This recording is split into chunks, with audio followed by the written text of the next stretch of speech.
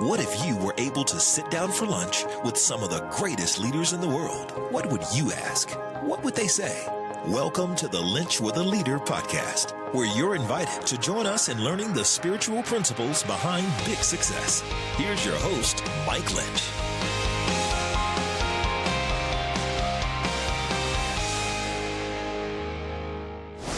Every leader has the title leader, but not every leader plays the games the same way. And that's what we're going to talk about on this episode of Linch with a Leader. If I've never met you before, my name is Mike, and it is my honor to welcome you into this leadership journey as we're all seeking to be the leaders that we were created to be in the spaces and places that God has put us. Well, welcome to episode 226, where we sit down with a repeat guest, but I'm going to tell you, no repeat information, Brian Dodd. Brian is a long-time friend. Brian is a connoisseur of leadership. He is one of the most popular Christian blogs that's out there, leadership blogs, Brian Dodd on leadership. He's able to watch a movie and give you 10 things he learned, or watch a football game, the 5 things that the coach did right to get the team ready for the game. He is an exceptional human being, number one, but he's an exceptional leader. And I know so many leaders that just go to Brian Dodd to get information for speeches and things they've got coming up. Well, in his newest book, Games Leaders Play, we begin to unpack what are the games that leaders play? What does it mean to be an elite leader? How does our faith play into that? Those are some of the things Brian and I are going to explore. So I don't know where you're listening from today. First, share it with a friend. Invite them to listen with you. It's always a great way to do it. Make sure you got a notebook, pen, something to type on, your Remarkable, your iPad, something to write in, because there's some really, really good content today. So I want you to pull up a chair, and I want you to listen in to my conversation with my really, really good friend and great leader of leaders, Brian Dodd. Hope you enjoy. Well, Brian Dodd, welcome back to Linch with the Leader. It's an honor to have you again, buddy. Well, I'm thrilled to be here. It's been too long. It's been about 12 months. So it has been 12 months. I went to log your notes. I'm like, oh, my man, Brian, he's a frequent guest on here. But the weird part is I see you all the time. I see you on screens. I see you in person. But it is great to have you back today, bud. Well, I am thrilled to be here. Since I am a regular guest, I would like the permission. I know this podcast is called Linch with the Leader, not Brian Dodd with the Leader. But I would like to say 2 things to begin with. And I'm going to do this in a way that your audience can learn from it, even though it's personal. I was listening to your podcast recently, a great podcast, by the way, with Rick Hale. And afterwards, you were doing a recap, and you talked about lifters versus leaners. And Stephanie Ford, your outstanding chief of staff, asked you if you'd be willing to name some, and you named me as one of the lifters. So I just want to say, number one, thank you. The feeling's mutual. That was a big blessing to me, because when I was younger, the way I was taught about leadership was moving people from A to B. Yep. And the reason they're not already there is there's issues or obstacles preventing that from happening. So true leaders focus on obstacles, focus on issues, and constantly bring solutions. That is correct, but needs to be stewarded well. Because when I was younger, I was the guy that would throw the grenade on the table and all that kind of deal. And yes, stuff got advanced, but trust was broken. Collaboration was, this is the stuff the grenade blows up. Trust, right. Collaboration, relationships, all of those type of things. And the reality is, I was not a lifter when I was younger in any room I was ever in. I added value, but it wasn't lifting, So to hear that really, it was a real blessing to me. So thank you. Second thing I want to tell you, so by the way, that's for any young leader that thinks you've got to address issues all the time. You will mature and you will get older and you will be like, I don't even know who that person was. Okay, number 2, There is a wonderful Indian word, not Native American, but the country India, a wonderful Indian word called mudita. There is not an English equivalent of it. M-U-D-I-T-A, mudita. The opposite of it in English is like jealousy or envy. But mudita is a joy, an unbelievable joy that comes into you because of somebody else's joy. Okay? And I just want to say, and I'm speaking on behalf of hundreds or even thousands of people, the absolute joy that we have for you and Casey and Chelsea and JoJo on JoJo's birth, and we've all watched it on social media, and just the absolute joy that we have for Team Lynch, you and your family, and nothing but mudita for you and your whole family, my man. So I just want to share that before we get started. And here's your other thing for young leaders, okay? Younger leaders should always be pointing to other people and celebrating. We do a great job of weeping with those who weep, but we do a terrible job rejoicing with those who rejoice. And my friend, nothing but mudita to you and your family. And now we can get back to the Lynch with a Leader podcast. I love it. I love it, man. Thank you for that. That means the world. We're super excited. We'll be super broke, and we'll be taking up funds at the end of the episode. So we are really glad, and I appreciate that a ton. I think, Brian, this is your best work yet. You've written some great books, and I've enjoyed all of them. I believe Games People Play is going to be one that will be your staple book. Every author has a staple. They've got that book that they write lots of other books. Right. That's the book. I think this will be that book. And I texted you earlier today and said, it was really hard to even choose a path because it's got so much content. So I want to pull back from it a little bit. You really live with your feet in three worlds. We're going to take two of the worlds. You live with your professional feet in the business of church world, right? I mean, you're in the church industry, helping equip churches and help churches raise capital and all the things that. But you, leadership-wise, bleed very much into the business and athletics world. Love of athletics, understanding of business. What would you say is the commonality, Brian, of all of those lanes and how they come together in the area of leadership? John Maxwell years ago, Mike, he was asked to write a book on business ethics. And John said, I can't write a book on business ethics. There's no such thing as business ethics. There's just ethics. And I feel that way about leadership. John's got, I'm from the John Maxwell tree, and I can even tell you what branch I'm from. If you go to 21 Irrefutable Laws of Leadership, it's the law of intuition. Leaders see everything through a leadership bias. So when you say, what's the differences between athletic leadership, family leadership, ministry leadership, business leadership, nonprofit, education, any of these areas, I don't think there's a difference in leadership from any of them. The principles all stay the same. Now, the expression of them is different in each of those categories. So, for instance, athletic leadership, you got that scoreboard up there. Yep. You get immediate feedback, okay?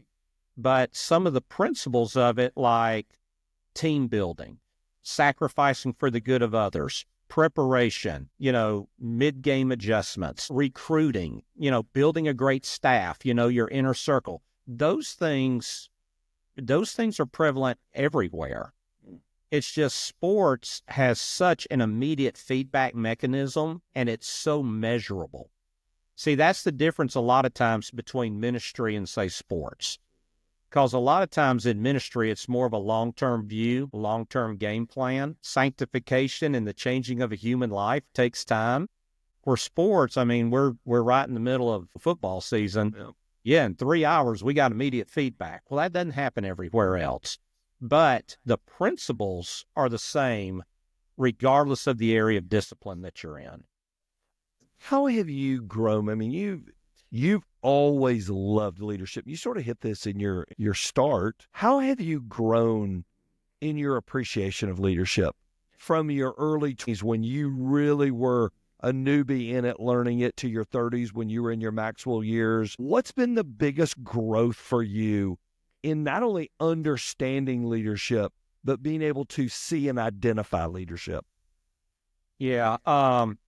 Here's where I've kind of grown on that, Mike. And it started early. Actually, it wasn't called leadership when it started with me as a teenager. And we really hit on this in the first podcast that you and I did, so I won't spend a lot of time there. But I came from a broken home, crazy situation. But my mom started taking me, my brother and sister to church. And there I started seeing positive leadership for the very first time. And I fell in love with it. I didn't know that's what it was, but I saw what John Maxwell always says: everything rises and falls on leadership. Yep. And so also through a series of events, I didn't know I was doing it at the time, but I started serving church leaders when I was a teenager and have really been doing it now for over 40 years. So that's how I've kind of developed my love for leadership. The way I've changed over the years, two things. Number one, I'm a lot more process thinking. You know, especially in the business world, you can get to weekly goals, monthly goals, quarterly goals, annual goals. I mean, there's timelines on things, okay? So I've learned that good leadership cannot always be managed and calibrated by a calendar, okay? And we might get into some examples of that later. But here's the other thing I've come to, Mike, and this is the biggest thing for me. I'm going to make a statement. You know this. It may sound a little egotistical. It's not, and hopefully I'll frame it properly. In my industry, okay, I may be one of the best, if not the best, that's ever done it. God has just greatly blessed me. I give all the praise and glory to Him, but I've been very successful doing what I do, okay? You and I and Mary Michael was there, and Sonia, my wife, was there, was at a John Maxwell event, February 7th, 2020, 1 month before this thing called a pandemic hit everybody. But John was doing something called The Leader's Greatest Return. And the premise of that book is real simple. The greatest return a leader has is when you've invested in so many people, you are now the recipient of that multiplication that's now happening. So I remember driving home from that event, and at the time, I was 54 years old. And in my field, 45 to 54 is kind of the sweet spot. You know, you've got some victories under your belt. You know, you've made some mistakes. You've hopefully learned from them, but you've got some wisdom you can pass on. But shortly after that, the church world can make you an old man and out of date very fast, okay? And I remember driving home, and it was like God told me, He's like, Brian, look, you got about 10 years left, maybe 15 tops, that you'll be able to carry out your assignment. If you don't begin investing in the next generation, the day you die or the day you retire, everything I've invested in you for 30 years will retire and die with you. I made a decision driving home. I did not tell anybody, because you don't want to be that guy, hey, I read a book and now I'm changing everything, or I went to a conference and I'm changing everything. You know, you give your team whiplash when you do that.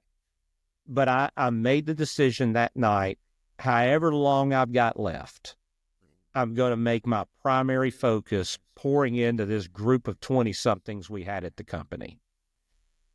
And I started that. And I tell you what, Mike, over the last 5 years now, I'm 5 years into it now, and it's obvious what I'm doing, and it's like on steroids now, okay? I've never had more fun in my life as a leader investing in the next generation. I've never been more successful. I've never been more fulfilled. I've never looked more forward going to work. It has just, and to watch them grow and develop, and here's the thing, and I want to give them credit. They treat me now like I'm Gandhi or something. You know, they have elevated me and put me on this pedestal, and they didn't have to do that. You know, they were very kind to honor me in that capacity. But here's what I've learned. How much better would my leadership have been if I would have been intentional about investing in others when I was 34 rather than 54. And so to anybody listening to this right now, if you've got any level of influence, the leader's greatest return is investing in other people and pouring into them. And and then watch what God does with your life and your leadership and your fulfillment and your task or assignment that he's given you to do. Well, and I think this ties into the book, Brian, because you don't keep these leadership lessons to yourself, nor to a small group of people that you work with. You've cataloged them, you put them on your blog, and then you catalog them in a book, and you put them in a book like games people play, so you can pass on what God is teaching you and doing in you onto this next generation. Why was this book so important? You've talked more about your joy in this book than I've ever heard you do, and you've loved all your work. Yeah. But there's been something different about this one. Why has this one been burning in your soul so much? Okay, so this is my 5th book, and I've written all 5 for different reasons. Okay, and all of them good reasons. Greed or a bigger platform or anything like that was never part of any of the 5. So, good reason for all 5. But this one was different, like you said. This was the first book I ever felt a deep burden about. And it might have been the political season. It might have been something else. But Mike, once the Bible was written, and then once 21 Irrefutable Laws of Leadership was written, there really didn't need to be any more leadership books. Mm-hmm. Okay? Everything you would need to know is there. Well, I've written 5 of them, and, none of them, quote unquote, needed to be written.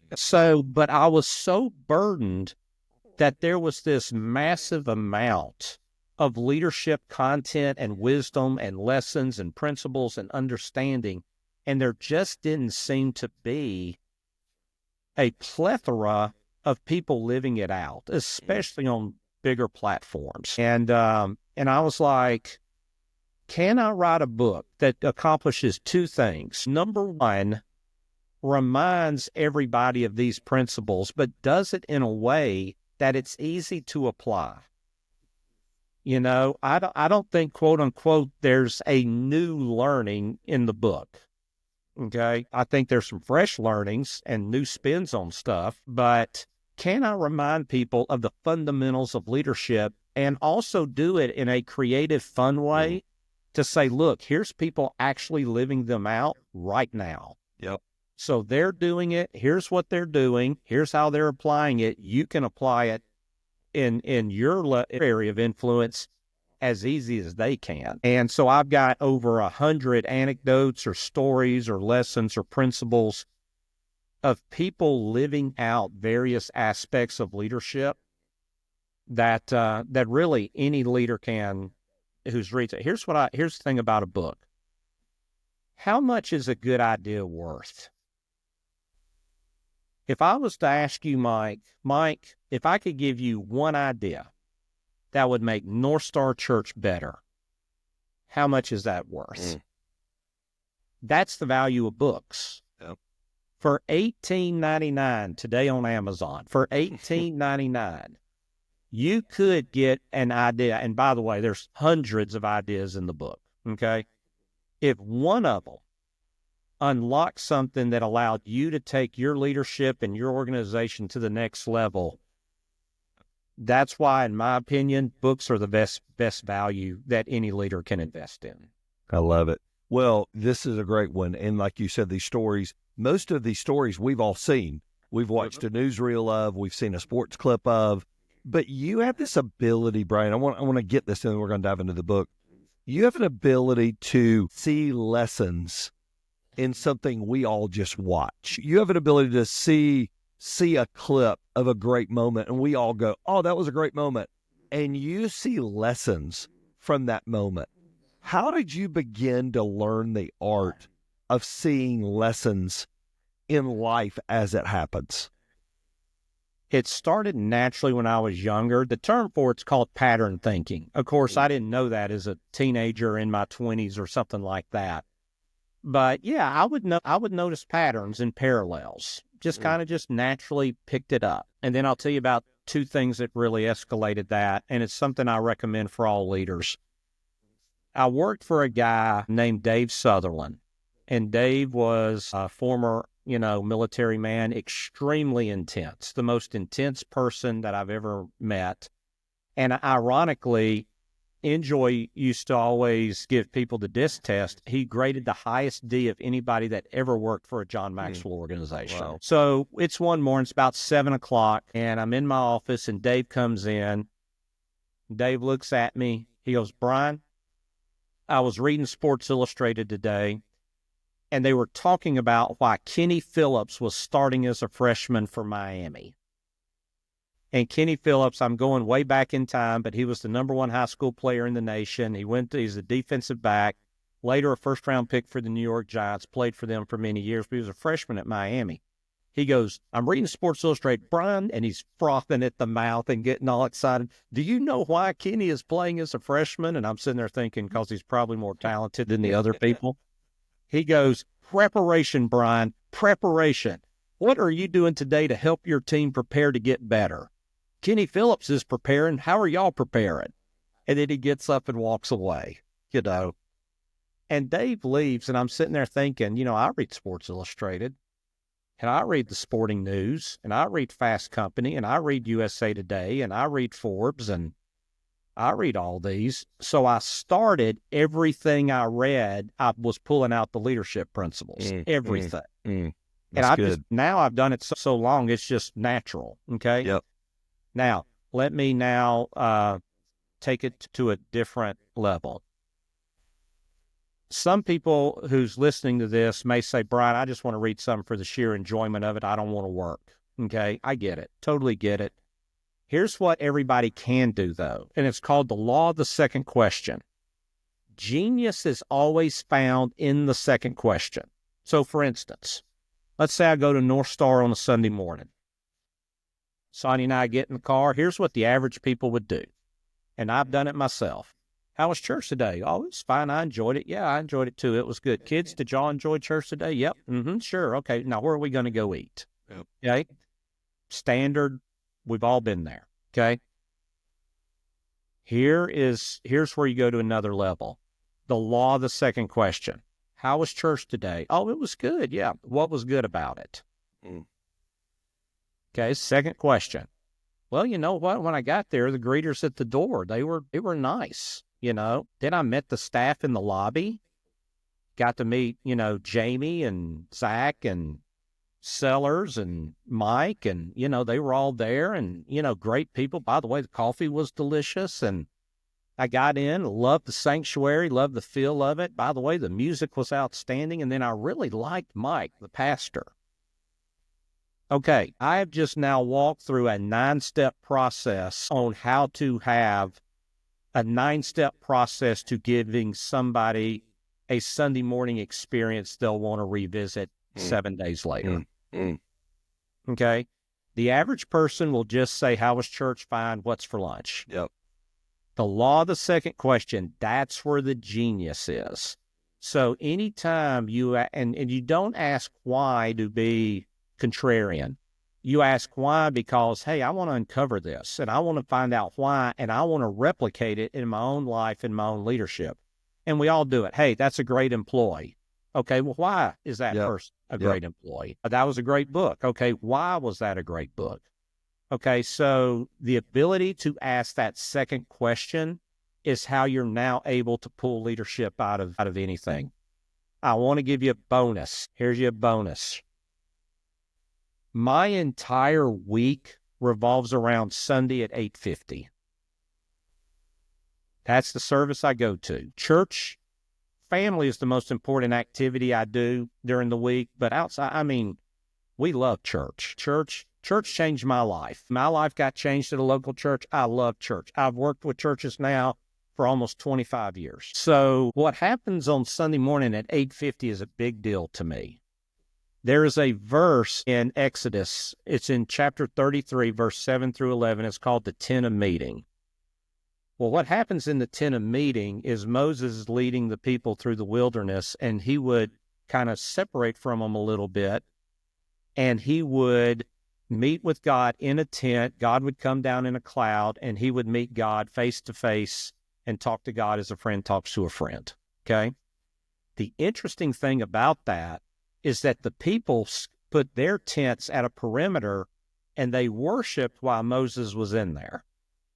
Why did they do that? Because God's not talking to them. He's talking to Moses. So why are they worshiping?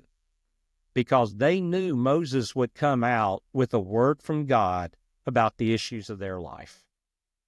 That is Sunday morning to me. Amen. My pastor, which in this case happens to be you, but my pastor spends all week in a tent of meeting. And then I have my tent out on the perimeter just waiting.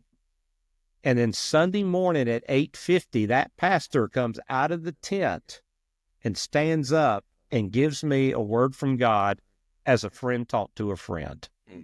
Therefore, when I go home, yeah, it's a big deal to me. And my whole week revolves around that at that 8:50 on Sunday morning. Everything else in my life flows from that. But I got a lot of credit in our Bible study that we do with scouts and coaches when I said God invented red shirting. Yeah. That was so good. Well, here's where I got that from. You're doing a sermon series on waiting. Well, here's how the pattern thinking happens.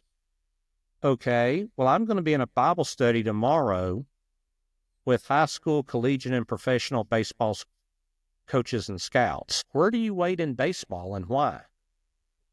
Okay, well, you wait because you don't have enough talent. You don't get on the field because you're not talented enough. Well, that's not Christian. That's not a Christian message. God has a place for everybody. You're on there because you're injured. Okay, well, you may have, made some mistakes and God's putting your life back together. That's possible. But number 3, God's preparing you. That's right. For something else. Okay, that's where I came up with God created redshirting, because it flowed from a message you did, and through pattern thinking, attaching it to a Monday morning Bible study. How can this apply to this? That's where I came up with God invented redshirting. And on that note, what a great group of people. I know you reference it a lot in your book. There's a lot of things I do. There's a lot of Bible studies I lead. There's a lot of people I'm with. That Monday morning group is special. It's one of the things that you go, literally, nobody has anything to do with it but the Lord. But watching that happen week to week is one of my favorite things in the world. Yeah, and I won't, because, just as I'm a lifter for you, you're a lifter for me, and together now we're lifting whatever audience is going to listen to this. Here's what I would say about that. Number one, for over 20 years, I've vocationally worked with pastors. Okay, I've served them for 40 through volunteerism and stuff like that. But vocationally, compensation-wise, over 25. I've never been a pastor. I'm on a baseball scouts, coaches Bible study. I've never played baseball at that level. Does imposter syndrome, do I have to deal with it constantly? Absolutely. Because I'm in an area where they all know more. They've forgotten more than I know. So how do I operate in those areas? How do you operate in an area where God's elevated you to something and you don't feel equipped to do it? I just try to serve them. How can I serve you? That's good. How can I encourage you? Here's what I see in your life. Here's what I see God's doing. I never call out anybody. I don't call out anybody's sin, because I'll get into you don't know what you're talking about, which would be accurate. And I'm just like, okay, how can I serve you? Here's what I'm seeing. Here's some solutions I think that could help. You tell me, am I thinking correctly? Could you use this? If not, we'll go back to the drawing board. But yes, if God's elevating you in leadership, the best thing you can do is serve whoever God has put in front of you, however that might look. So good. So good. We're going to get into one of the things you talk about in the book on signs that you're elite. I think not all of those guys on that call, but a lot of those guys on that call, everybody would fall in that elite category. Right. And you make another comment in the book I want to hit on. You say that everything can be fixed by the right who. It's not a what problem, it's a who problem. Why is the who in leadership so important, Brian? What I'm about to say now, everybody has heard before and everybody knows intuitively, so I'm just going to try to package it so everybody goes, oh yeah, I get that. Everything rises and falls on leadership. Okay, everything. And here's the deal. Leaders, one of the things they must fundamentally bring is solutions. The solution to your problem is a person. It is not a process. It is not a principle. Those will be implemented. I'm not discounting them. They'll be implemented. But everything rises and falls on leadership. You know, your solution is found in a person. Let's talk ministry. Hey, we've got an unbelievable college ministry. I serve in it myself. Okay. But let's say we didn't. Well, what's the solution? We either develop the leader or get a new leader. Yep. Okay. So the answer to every problem is a person. And so that's just that. And so now I think you want to talk about a specific group of people, those who are elite. Is that correct? So how would you even define elite? How would you categorize someone who's in the elite category? Okay, I'm going to explain this, and I'm going to be as fast as I can, and then we're going to unpack elite. Being elite means when excellence meets continual improvement. Let me explain. I know we're talking about my current book, The Games Leaders Play, but my next book is going to be called The Essence of Leadership. Understanding what influence is truly all about. The 7-step process to understanding what influence is all about. Here's the 7 steps. I won't unpack them all except for elite. Number 1 is education. That's where you're learning your craft. Going to college, going to trade school, you're new in a position, you're new in an organization, you're learning, okay? Next is exposure. Exposure means you're now beginning to see some things. Here's a little danger of exposure. This is when the babysitter thinks she knows more about parenting than you do, okay? No, you're just confusing exposure with experience, okay? All right. So the next stage, number 3, is explaining. Explaining is a good stage. You can talk about your job. You know, this is hey, here's how you do a sermon. Hey, here's how you put together a game plan. Hey, here's how you do a budget. You know, let me walk you through this. Let me train you on what's happening at our company. Okay. That's a good place to be. But number 4 is experience. This is when you have a lot of people who have been there for a while. They know explaining, they know all that. This is the most dangerous section because you're either going down or you're going up. Yep. Obviously, experience could be, hey, we know what we're doing. Well, then you go from entitlement to error to excuses to extinction. Okay, that's the downward trend. Okay, but if experience is met with humility, meaning, hey, there's more for us to know, there's more for us to do.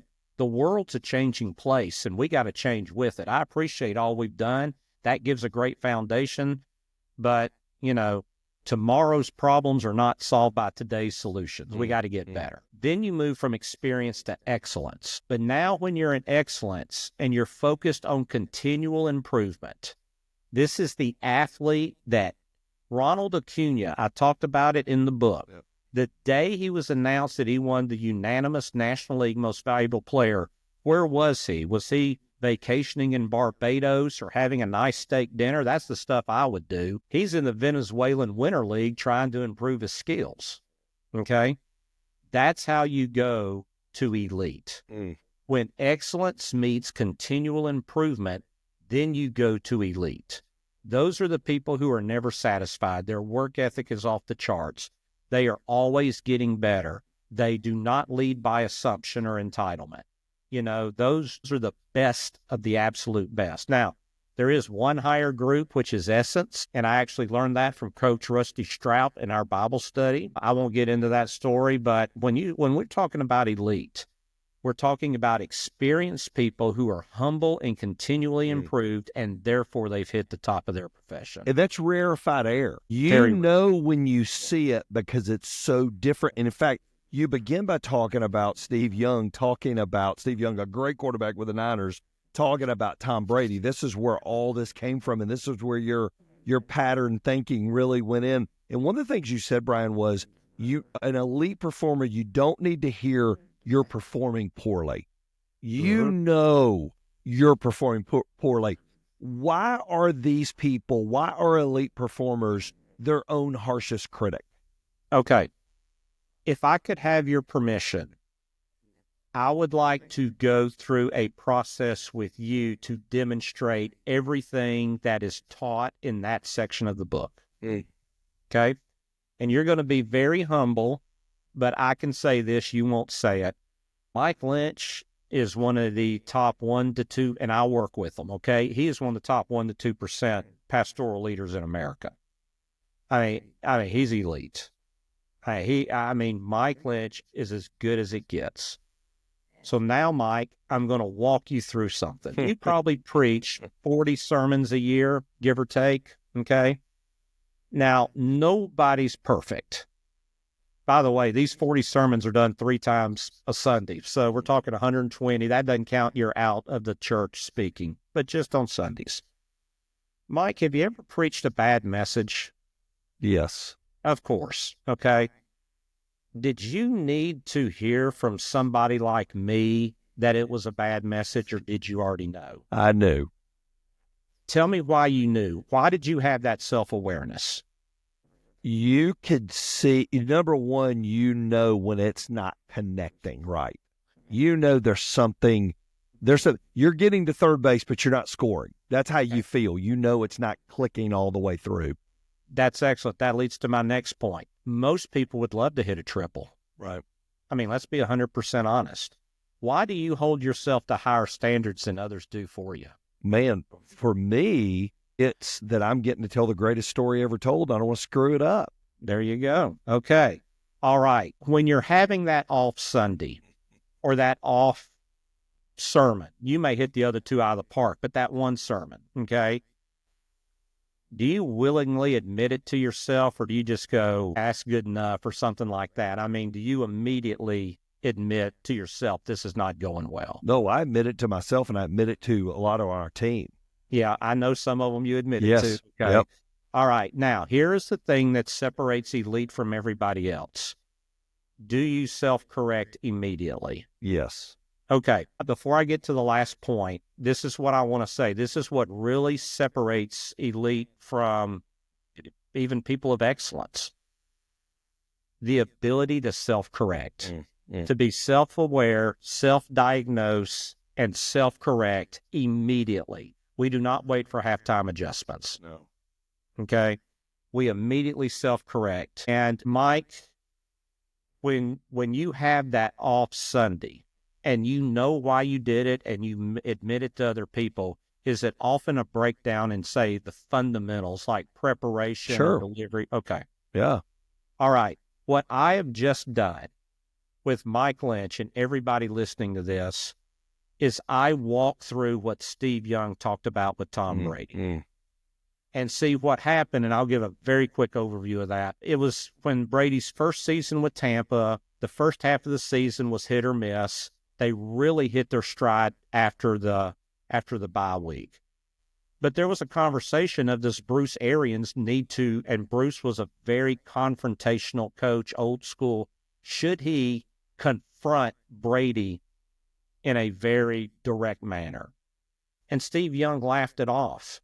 And Steve Young's like, what makes Brady elite is he does not need to hear you're telling him he's performing poorly. He is completely self-aware. He holds himself to a higher standard than anybody else. He willingly admits when he performs poorly. He self-corrects. And what's Bruce Arians going to tell him? He knows from the moment the ball leaves his hand whether it's a good pass or not. That's the fundamentals. What I have just done with Mike, if I was doing a coaching session with Mike, who is an elite pastor and had an off Sunday, I'd walk through those 6 things. Do you need to hear that you're performing poorly? Are you completely self-aware? You hold yourself to a higher standard than others do. You willingly admit when you perform poorly. You self-correct, and you know your performance level simply by the fundamentals. Now, here's the thing. If Mike Lynch needs to be told that was a bad sermon, by definition, Mike Lynch is not elite. But you don't have to tell Mike Lynch that. And here's the deal. If that off service happens at 8:50, the one I attend, first of all, that's loaded with the people that love him the most. So they're going to. It's the forgiving group. That's the forgiving group. Yes. Yeah. but I guarantee you this, it'll be fixed by 10 o'clock and 11:30. Oh, yeah. So it's so funny. We do a run through, and a lot of times in the run through, because your biggest mistakes always happen coming in and going out. So it's always the front and the back end for me. And we have two guys that sit in that room, and we will make adjustments after the run through. And cause they go, hey, man, I know what you're trying to say, but that's not connecting. So let's try this. And a lot of times it's 99% of the time it's right. It's people I respect. It's people that I want. So, and I certainly don't consider myself in the elite category, but I sure want to be, and I sure am trying to be. And because it is rarefied air, and it is that constant state of you have to keep getting better, because our audience, I'm 55. When North Star started, I was 28. Yeah. I ain't the young buck anymore. So I have to work at staying around a younger generation. It's easy to connect with you and Pete and our crowd, but it's harder to connect with the guys that are, on the college campus or a high school campus or in their young 20s. Can I ask you a question? Sure. Okay. Once again, this is the Linch with a Leader podcast, not the Brian Dodd Leadership podcast, but I want to ask you a question. You said something very interesting to me a couple of weeks ago. And I think this is important, and I'm going to be taking notes here. I'm going to be learning with everybody else, but especially important for younger leaders. You said when you were in your early 20s or mid-20s, late 20s, I don't want to misquote you, and you wanted to be a senior pastor. You felt you were ready, and you were probably ready for the stage, but probably not ready for Monday to Saturday. Correct. What change did you make that made you ready from Monday to Saturday? I embraced adversity, and that made me ready. I don't think theoretically I was ready. Book trained, I was ready. Understudy, I was ready. Practical life, I wasn't ready yet to walk with people. And so I had to walk and endure adversity and get through some things to earn people's trust by relationships, but I earned their followership by holding the steering wheel during a storm. And I think it was that probably got me ready. I don't think I could have gotten ready any other way. Yeah. That sounds to me like somebody that went from explaining to experience. 100%. Yeah, 100%. And it's so interesting, Brian, because you hit another section in there when you talk about people that aren't coachable. Right. And I'm sure there are some leaders that you have watched that aren't coachable. So let's take a business leader. Let's talk to a business leader. One of your principles was they rebel against authority. What does that look like in the context of a guy or a lady that may be leading a division or leading a company? What does that look like? Yeah, you cannot effectively steward authority if you rebel against authority. So let's say you're over a department. You're coming up through your company, or you're coming up in life, and God's given you some responsibilities, but you think you can do it better than the people above you. Now, most everybody thinks that anyway, but you're brazen enough, you'll say it, okay? And you're rebelling against authority. They want you to do something, you will not do it, or everything's a fight and everything's a struggle. You cannot teach somebody what they think they already know. Right. And so that is a sign you are not coachable. What is it for a leader that goes, man, I really struggle with that? What's a check engine light that they could stay in tune to see that coming so they catch themselves before they start going down this path? Because the problem is, if you are leading a group of people, then you're leading them in a very ineffective way, because you're not leading them in the direction that the company's going, and you're leading them away from the common vision. What's a check engine light they can watch for, Brian? I've actually lived that. When you quit getting invited to meetings, When you quit getting additional assignments, when people start ignoring you before or after meetings, okay, this is why you need this is why you need accountability. Yep. This is why you need somebody to say, hey, man, I know you don't realize what you're doing, and I know you don't realize the way you're coming across, but you got a real problem with authority. Yep. And that's going to limit your authority. That's going to put a cap on it. You say something. I want to dig in on that for a second, and we'll sort of end on this. They're not learners. What is a common thing you've seen in all? We'll go back to the elite, because I think these two things are the polar opposite. You have the elites, and then you have the uncoachables. What's a common thing of the elite leaders when it comes to learning that separates them from the people that have got it all figured out?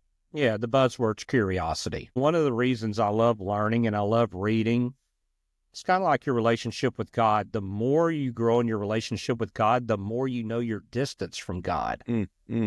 Okay? And if you're continually curious and continually growing, you realize how much you don't know. That's right. That's right. And learning and growing and writing, ironically, has made me more humble. How about that? And the reason for that is it's a constant reminder of what I don't know. Yeah. Excuse me. I'll give you an example. So I do public speaking, okay? Not as much as you, but I'll hear another public speaker and go, good night. Yep. I mean, there's such a distance there. Or I'll read somebody else's book and I'll go, my heavens. You always want to be in rooms where you're not the smartest person. That's right. If you're the smartest person in the room, you're in the wrong room. That's a John Maxwell statement. But, you know, and I'll be honest with you on something. You and I have known each other for so long that when you and I are together, we don't have the superficial relationships anymore. Yeah, that's right. You know, our conversations, and I was thrilled I got to ask it on this, is, hey, what happened in your mid-20s that allowed you to be a leader Monday through Saturday? Okay. When I'm with you, you're the most approachable person on the planet, but it's a little intimidating when you get levels 2, 3, and 4 deep. You've forgotten more about leadership than I'll ever know. I may be able to write about it and see patterns and things like that, but actual application and being in the fire, I ain't on your level, okay? And will never be on your level. So when we get 2 or 3 levels deep, for me to give my opinion on something is done with real fear and trepidation. Because it could be a, hey, Brian, you know, but here's the beauty. So I sit there, though, and I'm just like, okay, how can I serve Mike? What does that look like? Hey, tell me what you're thinking. Hey, I saw this. Here's what I thought about it. I could be wrong. What'd you see? Yeah. And that's just the way you want to approach that. Well, it's so funny. You know, I look back at those years, Brian, and it have been years of, you know, what are you learning? What are you seeing? Where are you growing? Who are you hearing? You know, because you're out there, you're front facing, and you see things I don't see, and you know people I don't know, and you've always been, you've been a great consolidator of information and a great connector of people. And man, it's one of your gifts, and I really do mean this, Brian.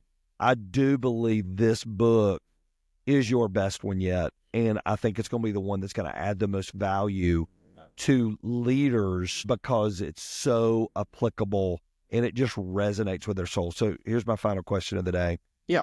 If you could have one prayer for how God uses this book, what would that be?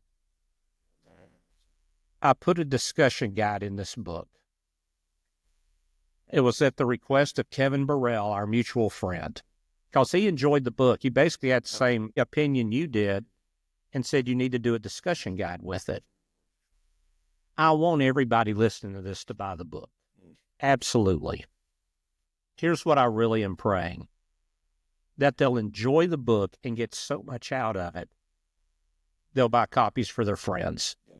And they'll go through it together. I really want this book to multiply the leadership basics in as many people as possible so they can influence as many people as possible. In leadership worlds, that's called multiplication. But that's really what I'm doing. My prayer is, yes, I want you to be entertained. I want you to be challenged.